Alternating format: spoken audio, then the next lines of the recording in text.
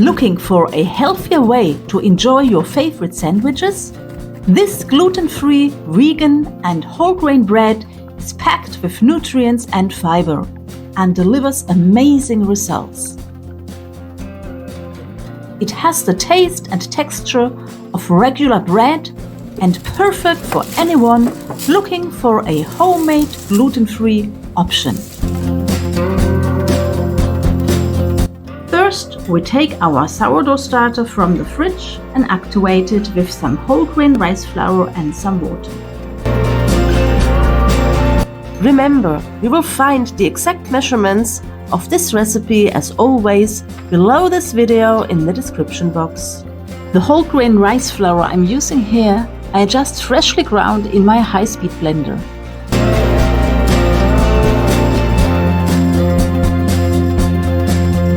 If the temperature is lower than 25 degrees Celsius, I recommend to add a spoon of honey too.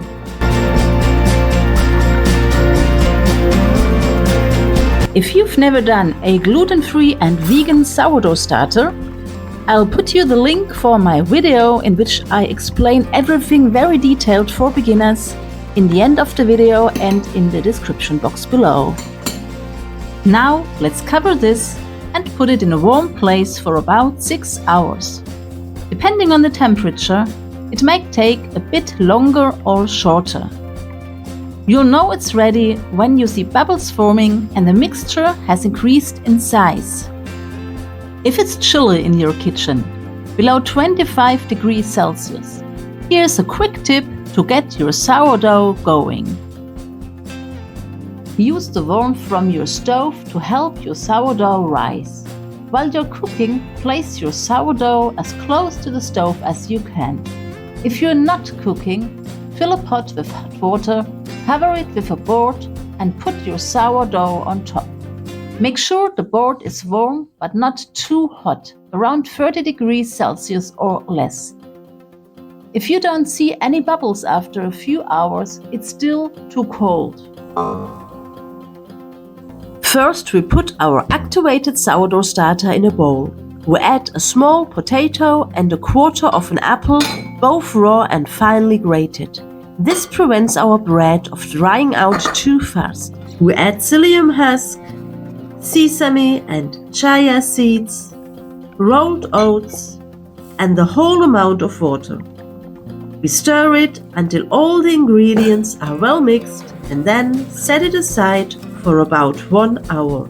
Then we mix our flour mixture through a sieve. It consists of oat flour, rice flour and buckwheat flour, as well as some tapioca and potato starch and some salt. After approximately 1 hour, our wet ingredients have turned into a kind of gel. It should look similar to this. Then we mix the gel mixture with the flour mixture. I like to work by hand, but it works just as well in a food processor. The dough is relatively sticky and firm. Knead it until it forms into a kind of ball. After kneading, we moisten the dough with water.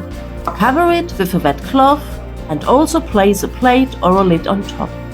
It is important that the surface of the dough does not dry out. Then we fill our dough into a baking pan lined with paper and oil. I like to add a few more oat flakes to the bottom of the mold. We then press the dough firmly into the mold and smooth the surface with wet hands.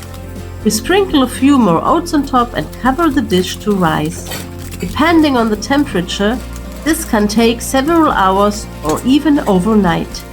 Since I need fresh bread very quickly, I speed up the process by letting the bread rise in the oven at 30 degrees Celsius with a bowl of water. So it takes only 2.5 until 3 hours for the bread to rise sufficiently. We then bake our oat bread covered with another baking pan in the preheated oven at 230 degrees Celsius for 45 minutes. We then remove the lid and let it bake for another 10 to 15 minutes at 200 degrees until the desired browning. After baking, we let the bread cool completely before cutting it.